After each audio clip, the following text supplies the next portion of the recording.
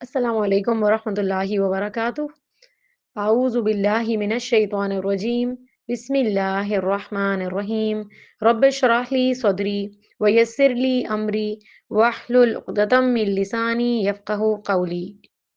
آج کا ہمارا ٹاپک ہے اچھے اخلاق۔ آج ہم اچھی عادات کے بارے میں جانیں گے۔ نبی کریم صلی اللہ علیہ وسلم نے فرمایا، بے شک تم میں سب سے بہتر وہ ہے جس کا اخلاق سب سے اچھا ہو۔ اچھا اخلاق انبیاء کی صفت ہے۔ اچھا اخلاق یہ ہے کہ لوگوں کے ساتھ اچھے طریقے سے گھل مل کے رہنا، ان کے لیے خوشی اور محبت کا اظہار کرنا، ان پہ شفقت کرنا، ان کی باتوں کو برداشت کرنا، ان سے بردباری سے کام لینا، تحمل سے بات کرنا، تحمل سے جواب دینا، سوچ سمجھ کے جواب دینا، ان کی طرف سے آنے والی تکلیفوں پر صبر کرنا، لوگوں پہ سختی نہ کرنا، لوگوں پر اپنی دھونس نہیں جمانا، لوگوں کے ساتھ غصے والا برتاؤ نہیں کرنا، یعنی آرام سے، سکون سے، تحمل سے معاملہ کرنا، لوگوں سے خندہ پیشانی سے ملنا۔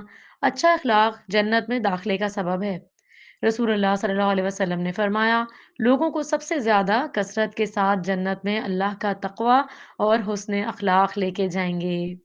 اچھے اخلاق کیسے اپنائے جا سکتے ہیں؟ اپنی زبان کو کنٹرول کرنا شروع کر دیں، احتیاط سے بولیں، چیخ چلا کے نہ بولیں، بلا تحقیق نہ بولیں، کسی کو تانا نہ دیں، کسی کا دل نہ دکھائیں اور غیبت نہ کریں، بےہودہ گوئی نہیں ہونی چاہیے۔ بد اخلاق لوگ قیامت کے دن نبی کریم صلی اللہ علیہ وسلم سے بہت دور رکھے جائیں گے۔ آپ صلی اللہ علیہ وسلم نے فرمایا، سب سے زیادہ ناپسندیدہ اور قیامت کے دن میں مجھ سے دور رہنے والے وہ ہیں جو زیادہ باتیں کرنے والے، بلا سوچے سمجھے، بلا احتیاط بولنے والے اور تکبر کرنے والے ہیں۔ تو ہمیں بھی آپ صلی اللہ علیہ وسلم کی سنت کی پیروی کرتے ہوئے آپ صلی اللہ علیہ وسلم کے طریقوں کو اپنانا چاہیے، تب ہمارا اخلاق درست ہو سکتا ہے۔ اللہ ہمیں بہترین اخلاق والا بنائے اور ہمیں سنتوں کی پیروی نصیب فرما دے۔ آمین یا رب العالمین۔ السلام علیکم ورحمۃ اللہ وبرکاتہ۔